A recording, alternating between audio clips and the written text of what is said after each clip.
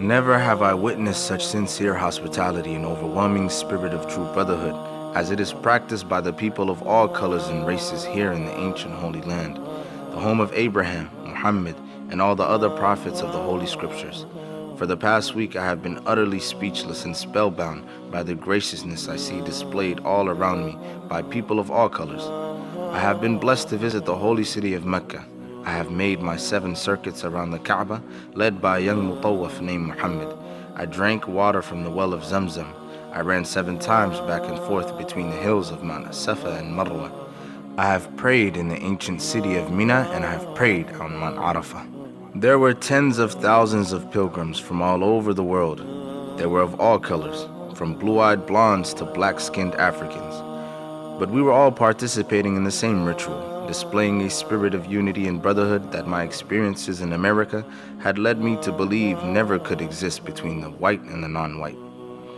America needs to understand Islam, because this is the one religion that erases from its society the race problem. Throughout my travels in the Muslim world, I have met, talked to, and even eaten with people who in America would have been considered white. But the white attitude was removed from their minds by the religion of Islam. I have never before seen sincere and true brotherhood practiced by all colors together, irrespective of their color.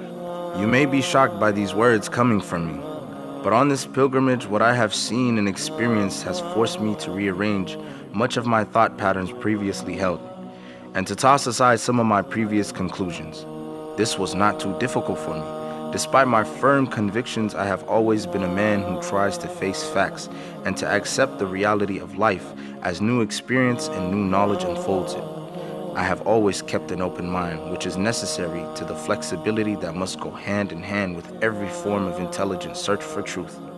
During the past 11 days here in the Muslim world, I have eaten from the same plate, drunk from the same glass, and slept on the same bed or on the same rug, while praying to the same God with fellow Muslims, whose eyes were the bluest of blue, whose hair was the blondest of blonde, and whose skin was the whitest of white. And in the words and in the actions and in the deeds of the white Muslims, I felt the same sincerity that I felt among the black African Muslims of Nigeria, Sudan, and Ghana. We were truly all the same brothers, because their belief in one God had removed the white from their minds, the white from their behavior, and the white from their attitude. I could see from this that perhaps if white Americans could accept the oneness of God, then perhaps too they could accept in reality the oneness of man, and cease to measure and hinder and harm others in terms of their differences in color. With racism plaguing America like an incurable cancer, the so-called Christian white American heart should be more receptive to a proven solution to such a destructive problem. Perhaps it could be in time to save America from imminent disaster, the same destruction brought upon Germany by racism that eventually destroyed the Germans themselves. Each hour here in the Holy Land enables me to have greater spiritual insight into what is happening in America between black and white. The American Negro can never be blamed for his racial animosities. He is only reacting to 400 years of the conscious racism of the American whites. But as racism leads America up the suicide path, I do believe, from the experiences that I've had with them, that the whites of the younger generation in the colleges and universities will see the handwriting on the walls, and many of them will turn to the spiritual path of truth, the only way left to America to ward off the disasters that racism inevitably must lead to. Never have I been so highly honored. Never have I been made to feel more humble and unworthy. Who would believe the blessings that have been heaped upon an American Negro? A few nights ago, a man who would be called in America a white man, a United Nations diplomat, an ambassador, a companion of kings, gave me his hotel suite, his bed.